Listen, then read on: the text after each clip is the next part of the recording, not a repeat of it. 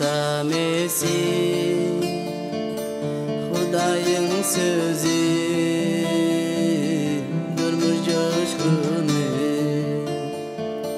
İsa Mesih Hudayın sözü durmuş coşkunu senin adında günem yuvuldu bütün kalbimi sana tapşırdım senin adında günem yuvuldu bütün kalbimi sana tapşırdım. Salam, mehriban ildeşler. Hoş geldiniz bizim şugunki programmamıda. Men sizin şugunki programma qoşup bilýäningizde ören şad. Men her sefer şu gepleşigimizi bilen, sizin bilen duşuşma, sabırsızlyk bilen garaşýan. Eger size geçen gepleşikler barada soralar bolsa, bana hükman şu programın ahırını görýän elektronik poçta üstü bilen hat ýollap bilersiňiz. Şeýle hem size şu programın üstü bilen öwrenýän temalarımız boyunca soralar bolsa ýa-da size dilegler bolsa hem bana şol kontakt informasiýaň üstü bilen hükman hat ýollap bilersiňiz. Men sizden eşitmäge garaşýan. Ýadyňyzda bolsa biz geçen gepleşiklerimizde şu dünýä ilkinji gelen erwetlik, pislik barada gurrun edip geçipdik. Ene şol erwetlik, pislik nereden başlapdy? Erim bagyna adam ata bilen howene günä eden pursatyndan başlap erwetlik hem gatnaşyklarda näfadlyk ýüze çykdy. Şeýle etmeklik bilen Hudaý bilen insanyň arasyndaky rahatlyk, parahatlyky gatnaşyk hem ýitipdi.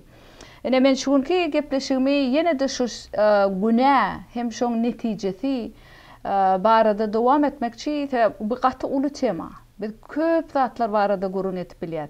Ene şol ilkinji şol günä eren bagynda başlan günä derarly şu dünýä erwetlik aralaşdy. Ene biz bilýär şuňky öz durmuşymyzda da biz şonu görýär. Men öz ýaşaýan ýerimde de şonu görýän. Sizem elbetde öz ýaşaýan ýeriňizde de şonu görýäňiz. Nähili situasiýalar bolup dur şu wagt dünýäde. Ene şoň esasy göz başy çeşmesi şol insanyň günäsi derarly şeýle erwetlik etdirýär. Ene siz bilýäňiz biz Nuh barada hem gurrun edipdik. Ol näme Hudaý hem oň maşgalatyny Nuhu we oň maşgalatyny halas etdi. Şol pislik derarly tutuş yer ýüzüni doly ýok etdi. Sebäbi Hudaý ol muhaddes erwetlige teredip bilmeýär. Şoň üçin ol silin üstü bilen şol yntalyň arasyny ösýän pislik derarly yer ýüzündäki ähli haýwanlary, ynsalary ýok etdi. Ýöne Nuh hem oň maşgalaty halas edildi. Sebäbi şoň maşgalaty Nuh Hudaýa iman etýän adamdy. Ene gelin häzir şol gelip çykyş kitabynyň 8-nji babynyň 20-nji 22-nji aýatlaryna bile seredip geçelim. Nuh Reb üçin gurbanlyk typasyny ýasady. Ol halal haýwanlardyr guşlaryň bir näçesini aldy da olary gurbanlyk typasynyň üstüne goýup Rebbe ýakma gurbanlyk berdi. Reb ýakymly ýysy alyp öz ýanyndan şeýle diýdi. Mundan beýlek yer hiç haçan insan derarly näletlenmez. Çünkü onun kalbyndaky ähli, päli niýeti ýaşlygyndan bäri pisdir. Men inni hiç haçan jaly jandarlary şu edişim ýaly helakçylyga duçar etmerin. Inniden beýlek yerde ekiştir orumyň, aňdakdyr jogdanyň, tomusdyr gyşyň we giýje günnüň ömür boýy ýyly üzülmez diýär. Ene bu Hudaýyň Nuha berip oturan wadasy hem enniki geljek nesillere berilip oturan wada. Nähili Hudaý merhametli. Şeýle biz şonu bärde şu tekstiň üstünde görüp otur Hudaýyň merhametini. Hudaý biziň durmuşymyzda da merhamet görkezýär şu gün. Sizin durmuşyňyzda, öz durmuşyňyzda şu wagt oýlanmaga çagyrýan Hudaýyň merhametini nähili ýollar bilen öz durmuşyňyzda görýäňiz. Öz maşgalaňyz bilen gatnaşykda ýa-da birek-birege bolan gatnaşygyňyzda Şeýle hem öz çağalaryňyz bilen araňyzda gatnaşyňyz. Hem umuman alaňda beýleki adamlar bilen gatnaşyňyzda siz Hudaýyň merhametini görýäňizmi? Hem Hudaý bilen gatnaşyňyzda siz Hudaýyň merhametini görýäňizmi günnelik durmuşyňyzda? Şu zatlar barada oýlanmaklyk biziň üçin gaty wajyp. Täze biz Hudaýyň merhametine dolu düşünmesek, Hudaýyň söýgüsine de dolu düşünüp bilmeýär. Eger Hudaýyň söýgüsine dolu düşünmesek, onu biz öz ýolumyz bilen ýaşamak isleýär. Öz ýolumyz bilen ýaşamaklygym bizi günah etmekligi eltýär. Günah da şu dünýä pislik getirýär. Siz görýäňiz nähil şu zatlar birek bilen şeýle baglanşykly. Hudaýy tanamasak biz, onuň ýolundan ýürüp bilmeýär. Şoň üçin bärde biz görýäs Nuh Hudaý bilen iň ýakyn gatnaşykda bolan adam. Özüni halat edenlik üçin Hudaýyň merhametini görüp ol näme diýip oturýar? Rabbe ýakma gurbalyk berip otur. Ýakma gurbalyk şu döwürde siz bilýäňiz köne ähde her hil gurbalyklar berilen. Günäden günäni ýuwmaklyk üçin. Ýakma gurbalyk şol Hudaý minnetdarlyk hökmüne onu berip otur. Nuh şurda ýakma gurbalyk bolanda şol gurban edilýän haýwan dolu ýakylan. Dollugyny ýakylypdyr şu tutuşlygyna Hudaýa gurban edilip otur. Şol ýakylan haýwanyň şol is Hudaýa ýakymly is hökmüne ýokary galan. Şolam Hudaý hoşal eden. Şonu biz görüp oturýarys bärde. Nuh Hudaý bilen nähili ýakyn gatnaşykda bolupdyr. Tedesleýäňizmi şeýle ýakyn gatnaşygy? Tidem Hudaý tede merhamet görkezýär, söýgüsini görkezýär. Kynçylykly pursatyňyzdan halas edeňizde siz oňa şol oturup diýde çöküp oňa minnetdarlyk bildirýäňizmi? Edil şu Nuh'un edişýäli. Biziň günümizde şu gün haýwanlary gurban etmek hökman däl. Sebäbi İsa Mesih öz janyny bize Hudaýyň gudusy hökmüne berdi. İsa Mesih siz bilýäňiz, ol Hudaýyň doly, kimsiz, kössiz, janly gurbanlygydy. Onu diňe bir sapar berdi. Bu bütün insanlaryň günäsini ýuwdy şeýletmeklik bilen. Şoň üçin bize şu günkü günne gurbanlyk etmek gerek däl. Nuh'un döwrüne ýaly. Ýöne biz her bir Hudaýyň merhametini göremizde her pursatda diýde çöküp Hudaýy dilimiz bilen alkyşlamaly. Hem şol Hudaýyň bize görkezden merhameti barada beýleklere şaýatlyk etýär. Hem beýleklere Hudaýyň kimligi barada şaýatlyk etýär. Şu zatlar edil gurbanlyk berilen ýaly.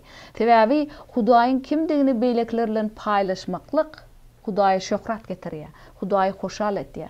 Hem Hudaýyň ýolundan ýörüp, oň söýgüsine ýörüp, hakykatyna ýörüp, birek bilen taýdaşykly gatnaşykda bolmaklyk, şeýle hem Hudaý bilen taýdaşykly gatnaşykda bolmaklyk Hudaýy hoşal etýär, Hudaýy şöhrat getirýär. Günäsiz ýaşaýyş Hudaýa şöhrat getirýär. Şoň üçin men diýen biz şeýle öz durmuşymyzda edil bärde Nuh'un Hudaýy hormatlap ýaşaýyşy ýaly. Hudaýy hormatlap ýaşasak şu dünýäde pislik bolmaýar.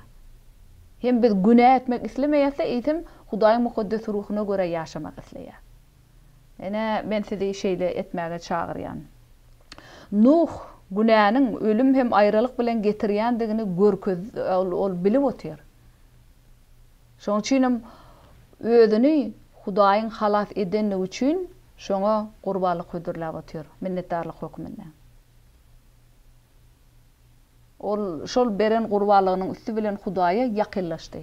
Şu döwürde köne ähde İsa Mesih şu dünýäge gelip öz janyny haçda pida etmedenden öň adamlar Hudaýa gurbanlyklaryň üstü bilen ýakynlaşan. Şu ýerde de biz görýäs şo Nuh öz ýakma gurbanlygynyň üstü bilen Hudaýa minnetdarlygyny bildirmek bilen Hudaýa ýakynlaş bildi. Hudaýy oňa buyruk bermedi bu sapar.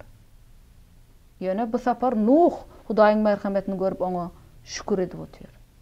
Özi. Hudaýy oňa sen maňa gurbanlyk berdimi di. Öz ýüreginden alkyş zararly Hudaýy şöhratlap otur. Siz Hudaýy şöhratlaýaňyzmy? Hudaýa her bir zat üçin öz durmuşyňyzda minnetdarlyk bildirýäňizmi? Eslendik pursatda. Agry üçin hem Hudaýyň mukaddes ödünde bize Hudaýa minnetdarlyk bildirip ýaşamaga çagyrýar. Täbi kynçylykly pursatlar bizi Hudaýa ýakynlaşdyrýar. Biz şu pursatlaryň içinde Hudaýyň merhametini görýär.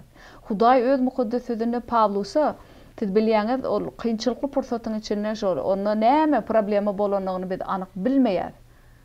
Ýöne gatdalyna tiken bolanýar. Biz oňa doly näme digine doly Hudaý mukaddes sözü bize düşündirmeýär. Ýöne ol 3 taparam. Şu zady menden aýyr diýip dilegedinde Hudaý näme diýdi oňa? Men merhametim sana yeterlikdir diýdi. Şu gün bizim durmuşymyzda da Hudaý şeýle diýär, kynçylykly pursatyň içinde de bize diýär, siz men merhametimi ýatlaň diýär. Şol sedi men ýolumdan ýürümeňiz dowam etmäge kömek etýär kynçylygyň içinde de. Günä etmäni Hudaýyň ýolundan ýürümäge bizi eltýär. Menem sizi şonu ýatlamaňyzy isleýän şu gün siziň durmuşyňyzda näme bolup geçip otýar men bilemek. Ýöne Hudaý hemme zady görýär.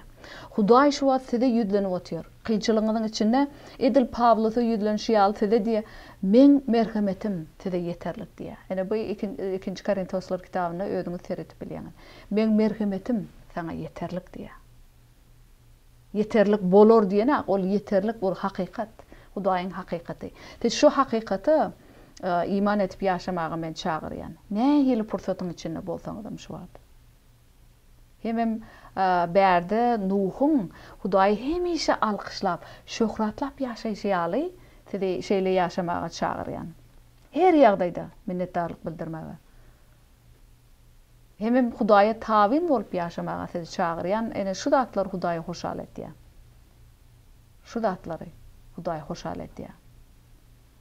Biz Hudaýyň mukaddes sözüne bize berýän wagdalarynyň hemişe gowdugyny görýär. Hemişe.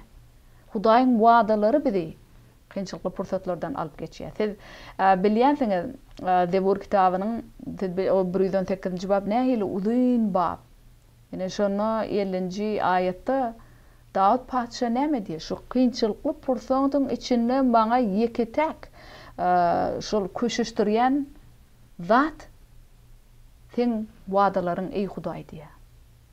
Her pursatyň içinde men köşüşdirýän zat sen wagdalaryň ey Hudaý. Bizem şeýle diýip ýaşap bilýär. Hudaýa iman etýärleriň her biri üçin Hudaýyň plany gaty gowy. Günäsiz ýaşaýarlar üçin. Nuhun döwründe hiç kim Hudaýyň beren taşyrklaryna gulak asmady. Diňe Nuh gulak asdy. Şoň üçin Hudaý şol ösüp oturan pisligi görüp yer ýüzünden olary ýok etdi. Öz şeýletmek bilen ol günäniň üstünden öz hökmüni görkezdi. Günä ölüm hem aýrylyk getirýär. Siz şonu ýatdan çykarmaň.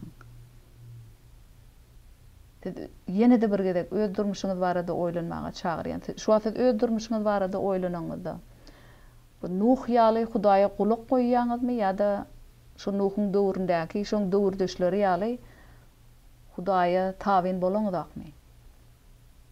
Hudaýa gulak goýmany ýaşaýaňyzmy? Şu barada siz oýlanmaga çagyrýan. Men size ýene bir zat ýatlatmak isleýän, Hudaýy ret edip ýaşamaklygyň özü günä. Hudaýa boyun bolman, ony ret etmekligiň özü günä. Hudaýyň mukaddesy şeýle diýär. Däýär bu tekebbürlik, menmenlik, men öz ýolum saýlaýan diýdigimiz bolýar. Ene şol tekebbürlik, menmenlik eren bagyna başlady. Adam ata bilen Howwa günä etmek zerarly. Öň beýle zatlar ýokdy. Men Hudaý ýaly boljak, men akıl parasatly boljak diýip, ene şol Adam ata bilen Howwany günä etmäge getirdi. Indi bizem şol Adam ataň Howwanyň nesilleri şo pursatdan bäri bizem öz ýolumuzy saýlamak isleýär. Özümiz Hudaý bolmak isleýär. Özümizi dolandyrmak isleýär. Özümizi erketmek isleýär. Kontrollyk öz elimizde saklamak isleýär. Ýöne beýle ýaşaýyş Hudaýa şöhret getirmeýär. Ene bu Hudaýy ret etdigimiz bolýar. Menmenlik. Haçan biz Hudaýa tabirlikde ey Hudaý, maňa sen ýol görkez. Maňa öz hakykatymy görä ýol görkez. Men sana bagly. Men sensiz ýeki adam ätip bilmeýän. Maňa sen parasatlygyň gerek, maňa sen güýjüň gerek, öz mukaddes ruhuňy bilen berýän gudratly güýjüň gerek.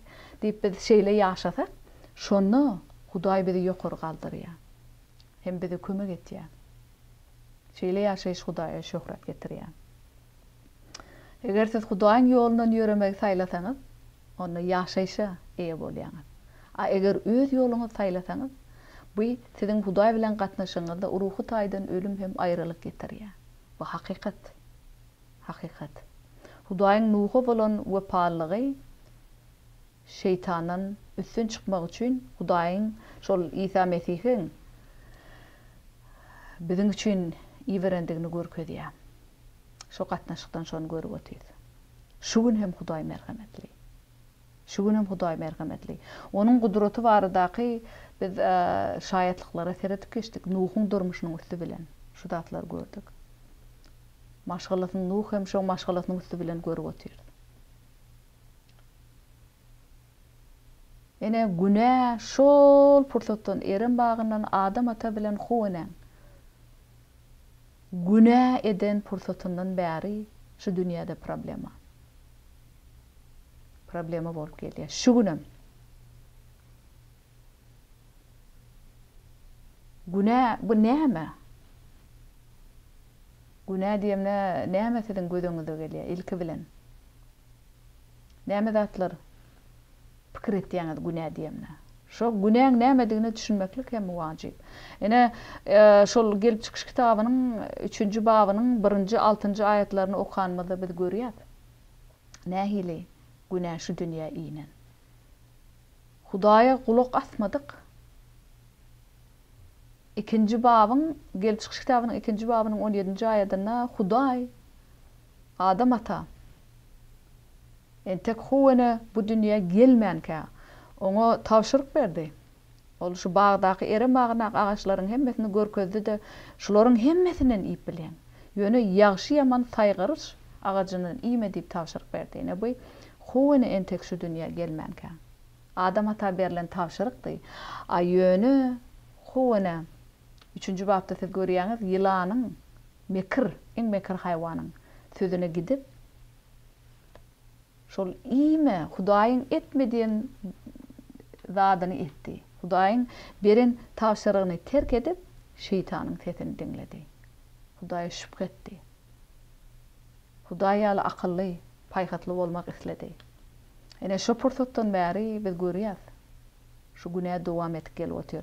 Günä bu Hudaýyň mukaddesligine garşy bolan islendik bir pikir, islendik bir hereket ýa-da nä dogry garaýyş. Ene biz şonu Huwaňyň durmuşyna, adam ataň durmuşyna eren bagyny görüp otyr. Ene olar şu Hudaýyň etmediýen zadyny edip otyrlar, eýsem şeytany dinläp otyrlar. Özlerini yaradan Hudaýyň sesine gulak goýman, şeytanyň sesine gulak goýup otyrlar. Gözüniň görýän zadyna iman edip otyrlar. Biz şonu görýär. Şu ýerde şol Huwaňyň eden hereketi, Huwaňyň şol ýagşy ýaman taýgyryş agajy baradaky pikiri hem oň şu agaja bolan garaýşy nä dogurdy? Hudaýa garşy, Hudaý mukaddesligine garşy. Sebäbi Hudaý etmediydi, olar şu etmediýen zadynyň ýanyna baryp şonu edip otyrlar. Hudaýa tawin bolmadylyk şol günä. Esasy şondan gelýär. Özümiziň Hudaý bolmak isleýändigimiz şol günäň esasy köki şondan gelip çykýar. Ýene de bir gede gaýtalaýan günä Hudaýyň mukaddesligine garşy bolan her bir pikir, her bir hereket, hem her bir garaýyş, nä dogry garaýyş günä. Hudaýyň häsiýetlerine gabat gelmeýän pikirler, garaýyşlar günä bolýar, hem hereketler. Biziň hemmemiz günäli. Şol adam ata bilen Huwaňyň günäsi derarly, biziň her birimiz şu gün günäli.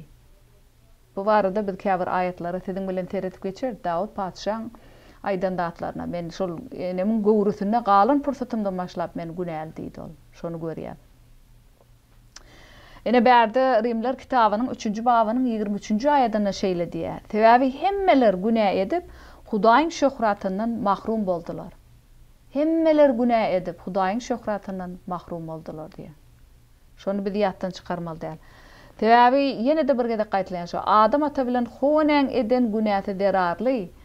Biz şu gün günäli. Eger biz İsa Mesih'e iman etmeyen bolsak, aýöne siz İsa Mesih'e iman etýän bolsaňyz, onda İsa Mesih sizin ähli günäleriňizi, geçen zamanda etjek günäleriňizi, häzirki zamanda etýän günäleriňizi, gelecekde etjek günäleriňizi öz üstüne alyp haça çüýledi şolary. Günäň hükmünden bizi azat etdi. Hem insanlar bilen Hudaýyň arasyna gatnaşygy dikeldi.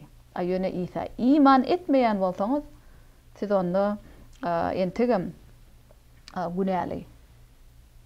Men bilýän biziň aramyzda medeniýetde men gowy işler etýän, Hudaý meni halas etdi diýe. Biziň gowy işlerimiz bizi halas etmeýär. Biziň şol İsa Mesih'e bolan iman bizi halas etdi. Şonu siz ýatdan çykarmaň. Belli bir hereketler hem pikirler siz bilýäňiz günäli bolup bilýär. Misal üçin ganhorluk diýip, zynaxorluk ýa-da gıýbat etmeklik, ogurlamaklyk, birege bolan garşy gaharda bolmak, gahar gadapda bolmak, ajylyk kalbyny şu zatlaryň hemmesi ene günäli hereketler, pikirler bolup bilýär. Misal üçin biz görýäs şu barada İsa Mesih näme diýär? Ol diňe şu barada oýlananyňyzyň özü günä diýär. On entek herekete şu hereketde görkezmänken diňe pikiriň ne? Şu barada oýlanmak hem şeýle zatlary etmeklik islegiň özü günä diýdi İsa Mesih. Ene bu Matta kitabynyň 5-nji babynyň 27-nji 28-nji aýatlaryna şeýle diýär. Hatta şolary siz zina etme diýileni hem eşitentiňiz. Emma men welin kim başga aýaly azgyn howes bilen baksa öz ýüregine eýäm onuň bilen zina edendirin diýärni. Diňe gözüň bilen bakyp entek hereket etmänken şol islegiň özü günä bolup bilýär. Şonu bize İsa Mesih'iň özü görkezip otyr. Ene ýanky aýtışmaýal şu günä Hudaýyň häsiýetine garşy gelýän pikirler, hereketler, garaýşlar. Ýöne günä mundan hem çoň. Men size şoň düşünmeňizi isleýän. Biz näme üçin men şeýle çoň diýen, men ýaňam gaýtaladym. Biz şol tenne, tebigy tenne günäldigimiz zerarly biz günä etýär.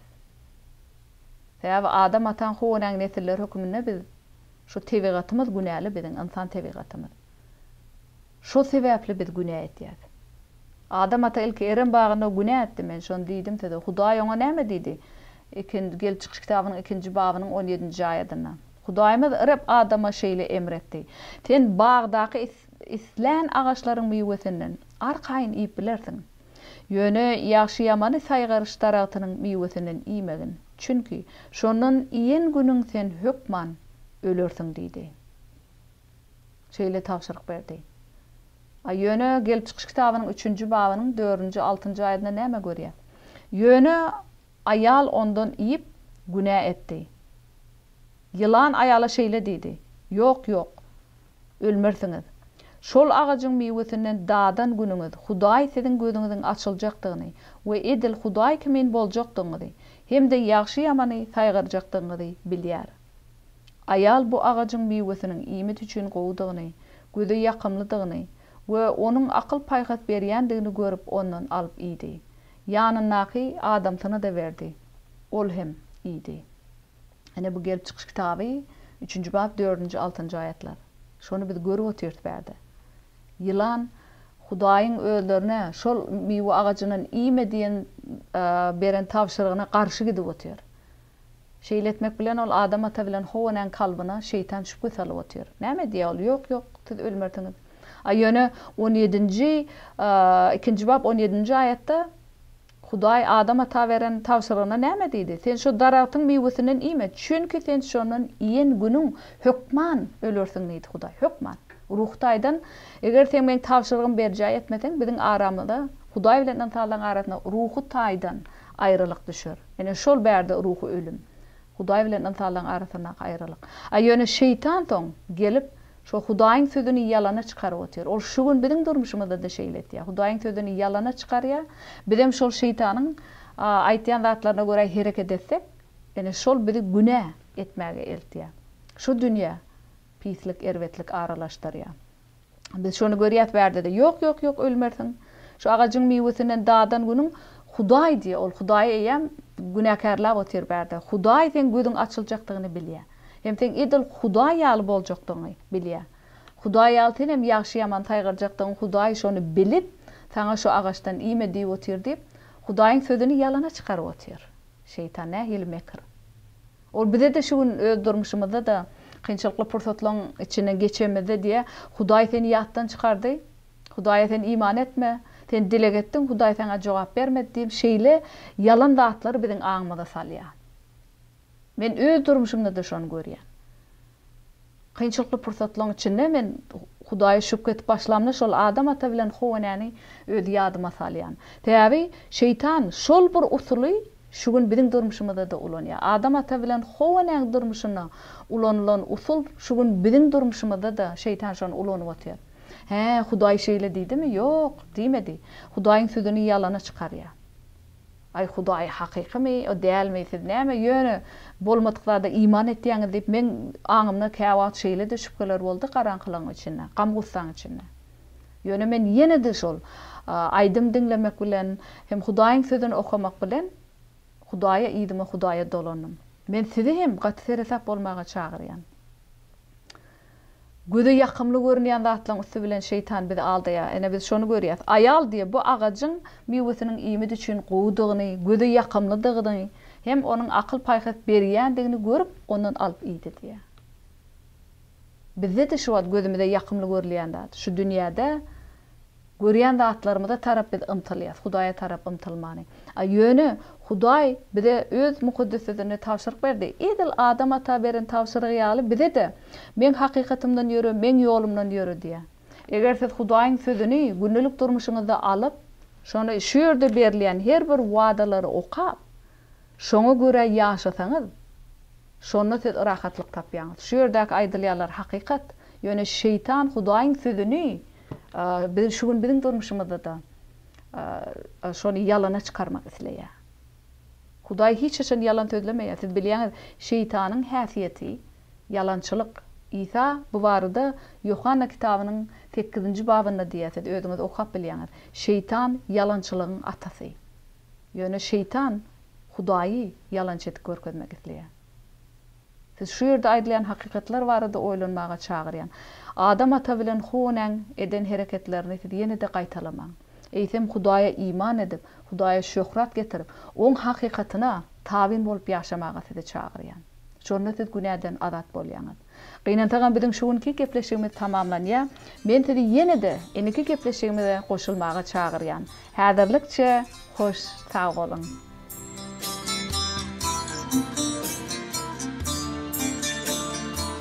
Senin adında günem yolunu,